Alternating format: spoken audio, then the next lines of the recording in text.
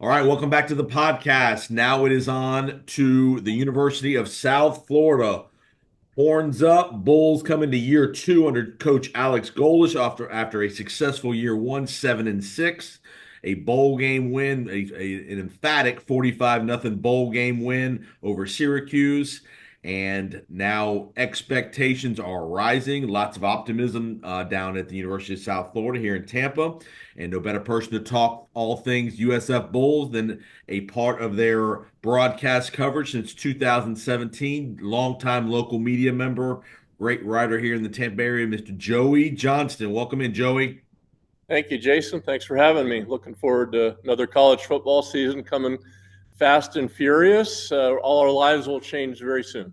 It is almost here. We're about 8 9 days away from it starting over in Dublin with Florida State, and then you guys will kick it off with Bethune Cookman to start your season. Let's just give a quick overview of last year. Again, not a lot of expectations going into last year. Not a lot of people knew who Coach Golish was. Just give me an overall thought of being around him for a year or so now. He did a great job kind of rebuilding the confidence of the program. Just talk about Coach Golish through year one.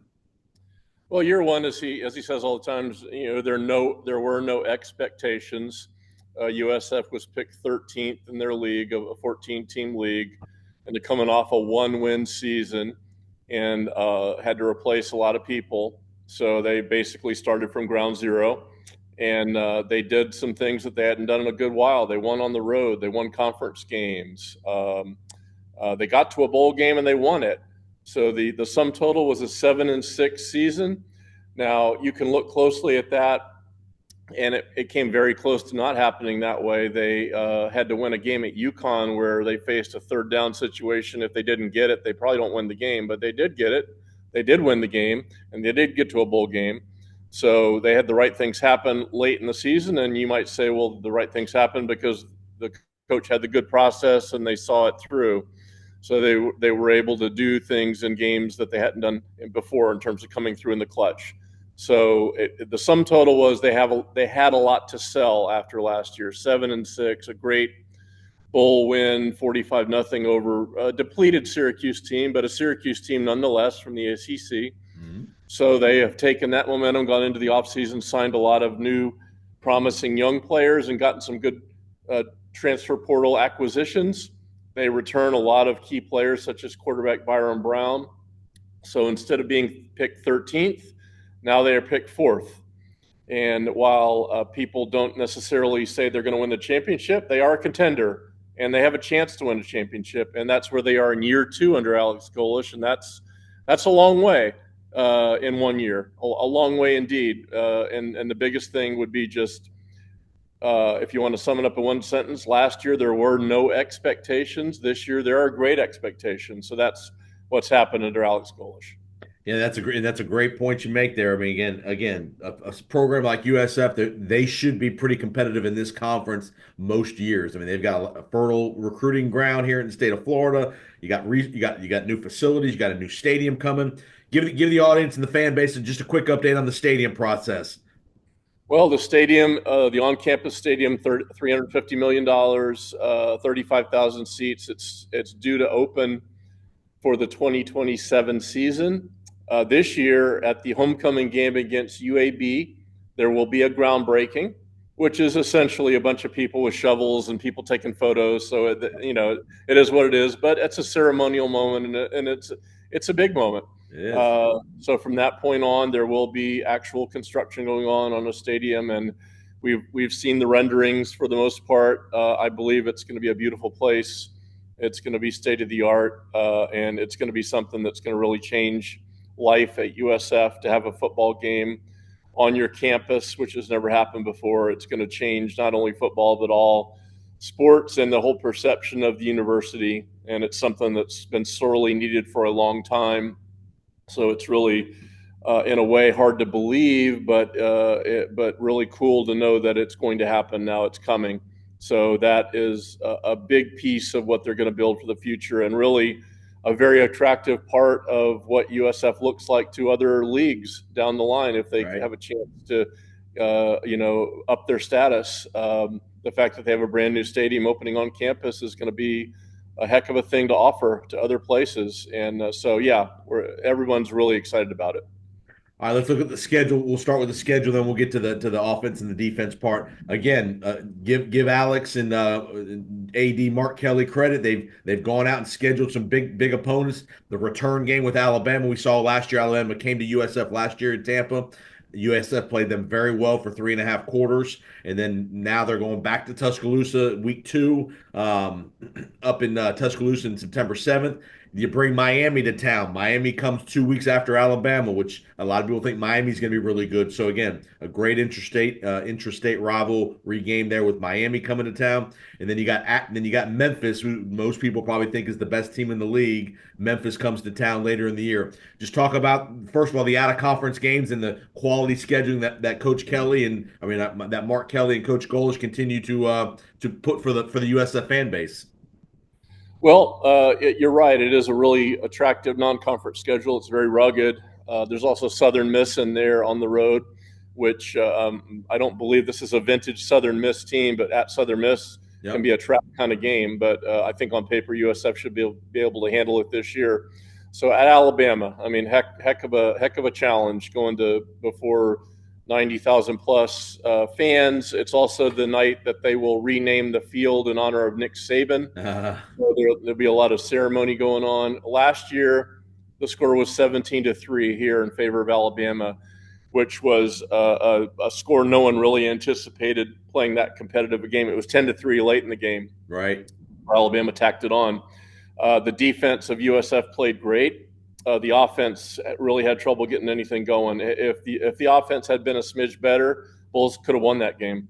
The one X factor that people may remember, Jalen Milroe did not play. Right. He was benched.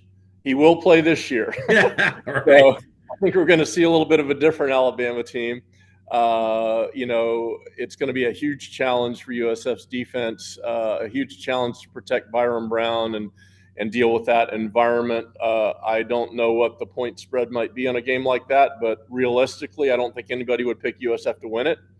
But it is a great opportunity to go on the road in an SEC atmosphere at night and see how you fare. USF hopefully will be competitive and have a chance to win the game. But on paper, difficult to see it happening realistically. 2 weeks later, they play Miami at home. Get the Hurricanes at home, and as we all know, the Hurricanes will begin the season at Florida. So we know Miami's talented. Miami is a tough one to gauge. You never quite know what you're going to get with Miami. They certainly have a great quarterback coming in Cam Ward, who was the ACC preseason player of the year, and they could be great. They could be less than great. We don't know. So on paper, at least, you'd think USF has a fighter's chance, a puncher's chance in this game to get the Hurricanes at home. So there at least appears to be an opportunity to get a great non-conference result. If that could happen, then the world opens up for USF going into conference play.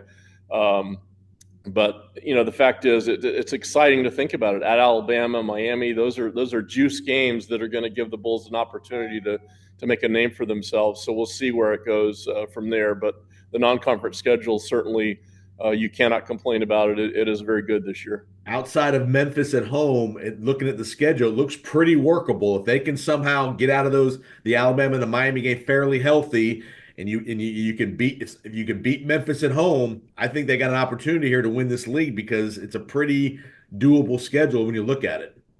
Yeah, the league now before the Memphis game, they actually opened it at Tulane. Right, tricky. And Tulane is one of the top teams in the league, even though they have a new head coach and so a lot of new players.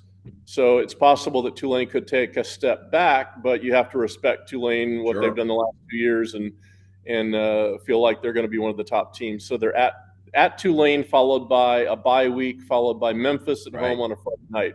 So basically, as you look at the schedule, you could argue that their most difficult 2 games in the league are the first 2 games. Mm-hmm. So as you said, if they can get out of those 2 games with victories, they could really be sitting pretty in terms of winning the league. And the interesting thing about Memphis is that's a Friday night on ESPN. What that means is everyone in the college football world will be watching because that's what happens on a Friday night. Because all the players and coaches around the country are at hotels, whether Yep. they're home or away, getting ready for the game. And after your meal and your meetings, what are you doing? You're watching the game on ESPN. So if USF has a great result against Memphis with the nation watching, that is going to give them a boost of perception like never before. Similar to the West Virginia game in 2007, which was a standalone Friday night game that beating West Virginia was great, but the fact that everybody in the country saw it was even greater. So that's what they have a chance to do against Memphis. So if we could visualize USF coming away 2-0 in the American Conference, Yep. then we got a realistic chance at running this thing out to a conference title. So that could be very exciting as we come to middle of October with that possibility. But as they say, gotta play the games, gotta win the games. But opportunity is there for USF. And the added value of that is if you win that league, then you have an opportunity to be in the playoff as the Power Five representative. So there's greater opportunity, not just winning the league. Now you got a chance to be in that 12-team playoff because you're guaranteed a spot of the best non-Power Five school. So that's added incentive there as well. And backtracking back to the non-conference would be, and we don't know exactly what the college football playoff decision making is going to look like this year. We haven't experienced the 12 team, but if USF is in a debate against another group of 5 team, they can bring their non-conference to the table and say we played Alabama and Miami, and you'd have to think that would be a nice chip to have at the table in terms of slicing and dicing whether USF should get in over, say, Boise State or somebody else. That would be a wonderful selling point, you would think. No doubt, no doubt about it. All right, let's go to the offense. Byron Brown back. They've found their quarterback, 800 yards rushing, almost 3,300 yards passing, 26 touchdowns. Really, really dynamic athlete. Needs to be a little more consistent in the passing game, a little more hitting the gimmies and the layups. Talk about Byron Brown and what more the more things that now I think in year 2 they probably can do with Byron if they can just get him to play a little more in a little bit more structure and to be able to just hit the automatic stuff. Yeah, the thing about Byram, first of all, this year is you see him, and my goodness, the guy's body is impressive. He's 227 pounds, sculpted. He looks like a pro quarterback, and I believe he is going to put himself in the position one day to be a pro quarterback. He could very well be the best quarterback USF's had. If he has another great season, he is a really, really great kid, an outstanding person, a great worker, a great leader, very talented, can run, can pass. I think he's the kind of guy that will look at his shortcomings and work on them, and he will be there first at the facility. He will be the person that leaves last. He's everything you'd want in a quarterback and a leader and a great young person and to boot. And he's on the radar of people now. Certainly, people know he's a potential all-conference quarterback. He could be the dark horse Heisman guy if he has a great season, and potential All-American. So he is in a position to get. He's got people's attention now. If he can do something with it, he could really have an outstanding season. He probably needs to do a better job of staying in the pocket at times, which he did better of late last season, instead of just taking off and running at the first sign of trouble. Now the line obviously has to protect him. That's part of it. But he has the ability to turn nothing into something. He did that a lot last year. But you're right, the consistency level, the staying in the pocket, the making the consistent easy plays, he has to do a better job of that. But I would say, given the way the kid works and how much it means to him, I think he's ready to make a step like that for sure. And he's still a young player. It's not like he's a junior. He's only 19 years old. Yeah, I mean, he's a very young player still. So those kind of things, the more football you play, you'll get better at those things. Offensive line, pass protection was an issue last year. They ran the ball okay, but they seem to struggle in pass protection on the overall. Yeah, and I think it was a patchwork group last year. They had some transfer portal guys and some young people, and they had some injuries where they had to move people around. It looks like, again, the one thing you love from an offensive line is stability and consistency and continuity, and it looks like they have most of the group back from last year, so they have a chance to build on it and become even better. They have what looks like a potential all-conference center and Mike Lofton. He's the leader. Zane Herring is being looked at by the Outland Trophy on their watch list. He is a transfer from Florida State. They also have some really promising young players that maybe could figure into the rotation. So again, I think the talent level has been upgraded a lot in 2 years, and I think the continuity appears to be there from last year, where they have a chance to work together more consistently as a group, which, as you know, is really important for an offensive line to have the same people together week after week after week, and you can build on that. Quick thought on the wide receivers. Does USF a legitimate number one receiver? Like, I know they got a lot of guys that do a lot of different things, but do they have a clear number one guy that when it's 3rd and 7, the ball's going to him? Yeah, absolutely, they do. Sean Atkins, former walk-on, he's a smallish guy. He's a Smurf, but he is a tough kid and a hard worker. Not a physical guy in stature by any means, but he will get open. He will get open past the chains. He's a smart receiver.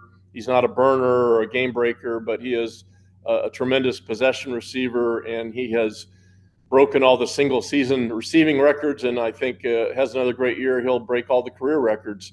And this is a guy that nobody wanted. It was a walk-on. So there's that. There's also Naeem Simmons, who's coming back from last year. He had a 272-yard game against Rice to set the state of Florida record. He didn't do anything resembling like the rest of the season, but he certainly showed that afternoon that he had great potential. There's also the receiving room that is very different from last year, great depth. And a lot of guys we haven't heard of yet that could be very good, young guys who do have the physical skills, who do have the speed.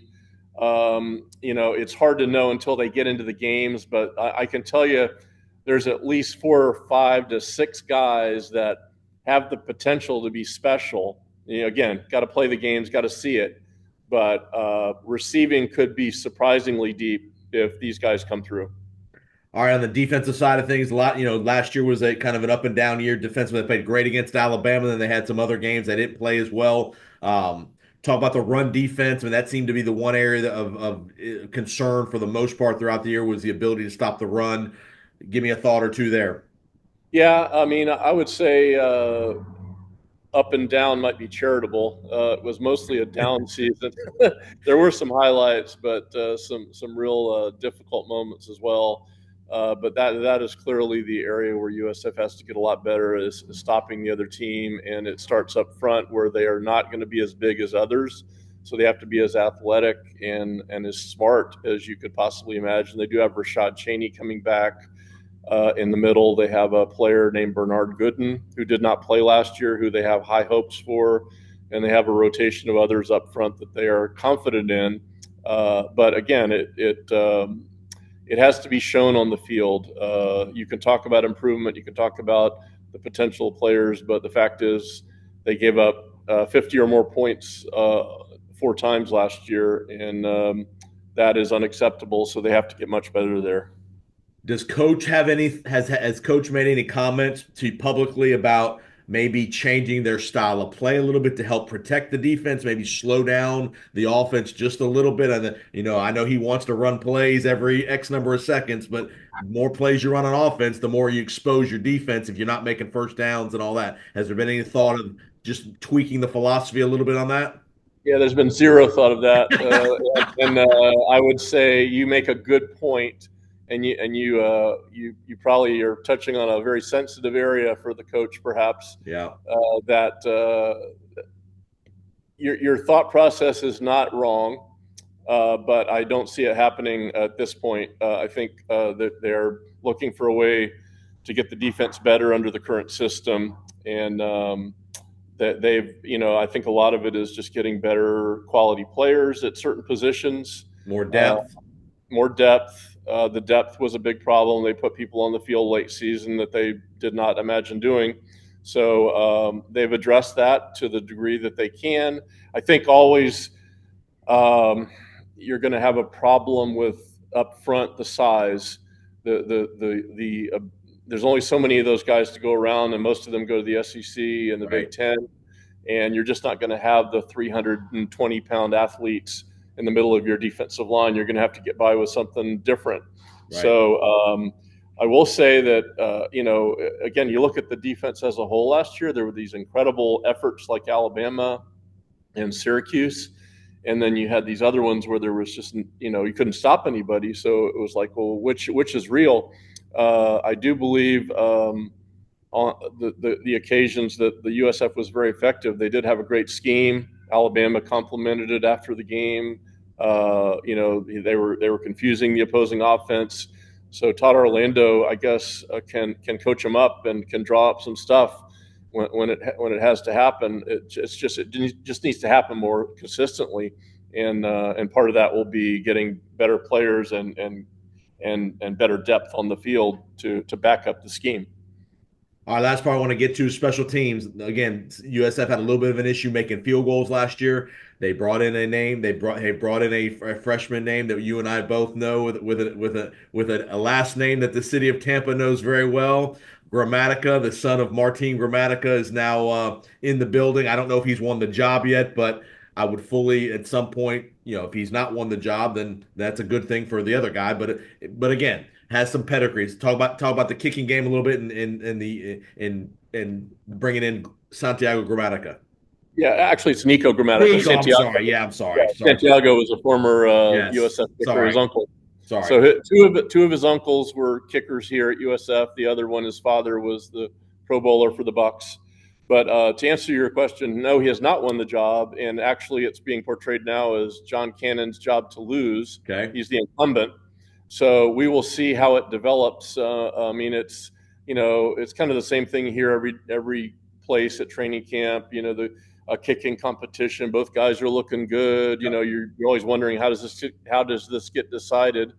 It appears, based on what you hear or what you saw from Nico in high school, he certainly has the ability to make these long field goals, and his pedigree is unquestioned. I guess it's just a matter of, over the course of the camp, who's more consistent. And it may be a situation where maybe we don't see Nico Grammatica immediately, but we could very well see him eventually. But anyway, the kicking has not been publicly decided, and John Cannon, the incumbent, appears to be the guy who's leading the charge at the moment. But again, back to my point on special teams. This is where you gotta make hay here. You Yeah. gotta make the kicks you're supposed to make. Field position wise, you got to pump the ball better, more consistently, and you got to have a look at Yes, the return but game. I would say too. I would say too that I think Alex Golish's philosophy would be we don't want to kick field goals. We want to score touchdowns, and probably they were put in position maybe too often last year where they had to settle for field goals, and that's not what they want. They want to get in the end zone. So, but you're right. When in these games, when you are lining up, you got to make them, and that cost him a couple of times last year in some games that could have swung their way. So you're right. Not that they want to be a field goal team, but when they kick them, they got to make them. That's it. That's it. That's what separates the good teams from the great teams from the No championship question. teams. Yeah, Those moments. you can't have a great drive that stalls and miss your field goal. That just takes the wind out of the whole thing. So you're right. You got to make them. Coaching staff wise, any massive changes on the staff? Any significant changes of note? No, just a few tweaks here and there. DeMarcus Van Dyke is in the secondary now. He's former Miami player, former NFL player, so he's brought a lot of credibility. Jack Taylor was elevated to the tight ends coach. But the coordinators are intact. So pretty much, it's a stable staff, which is a Good. plus because at a school like USF, at times guys can get opportunities and get plucked. So the fact that they were able to maintain that continuity is another plus in terms of having the same message for year two. And the NIL program is continuing to grow. The Fowler Collective. Yeah, the Fowler Collective, and also they're putting in place a department where Andrew Warsaw, who had been the chief of staff, actually still is in charge of it, and he's hiring some people on his staff that's what they're going to do, is raise money and explore NIL opportunities. And I guess that's what we're going to see at every athletic department now, is people that is their job, is to raise money to for compensation of players, and the backdrop of it for not only USF but for everywhere is we still don't exactly know what this is going to look like, Right. and we still don't know exactly if this lawsuit is going to lead to more lawsuits, and it already has actually. So the $22 million figure has been put out there, but I don't know if that's actually going to be the end game of it. Yep. So it is as clear as mud right now, Jason. We're going to keep battling through it. I think the bottom line is they know there's going to be a very big line item on the budget soon. They don't know how big it's going to be, but it's going to be there, and they got to figure out a way to get to that number. So that's true of everyone around the country. The only thing we know, Joey, is attorney fees keep getting racked up. That's the one Oh yeah, constant in life. yeah, billable hours, right? All right, tell the fans. First of all, is the broadcast crew all back together? Everybody back intact. Tell everybody where they can find all the great broadcasts if they're not in the stadium or here locally. Well, Bulls Unlimited is the 24/7 network, and you can access that via go usfbulls.com or all the tune in apps, things like that on your computer or on your phone. Clear signal from everywhere from Tampa to Timbuktu. We'll continue to do that. We'll have a 2-hour pregame show before each game. Yes, believe it or not, we can talk for 2 hours about a football game. We do it every week. Don't know how, but we do it. And Jim Lauk will be back as the announcer, play-by-play. Sam Barrington will be in the booth. I'll be on the sidelines. Jim Lighthall and Derek Sharp will be on hand. A cast of thousands, as it were. And we have a great time. It's a good crew, and we enjoyed last season and going to a bowl game and looking forward to more fun this year. Absolutely. Joey does a great job. Again, you'll see some written articles by Joey about the program as well as part of USF athletics. And again, Joey's been around the Tampa Bay market for many, many years. Award-winning writer, does a great job. And again, he knows all things USF. And you guys you got a good schedule. Again, you'll be in Tuscaloosa on that night with Saban's honor, so that'll be pretty Excited about it. cool. Yep. That'll be pretty Fun. cool. Yep, you got Fun. Miami coming to town, again, it's big opportunity here. This could be 6, 8 weeks from now. This could be the team the country's talking about as that non-Power Five playoff contender if they can get through that Tulane Memphis stretch in early October. So, Joey, appreciate the time. All great luck. Good luck with the season. Good safe travels and all that good stuff. And we'll talk real soon. Okay. Thank you, Jason. Appreciate it.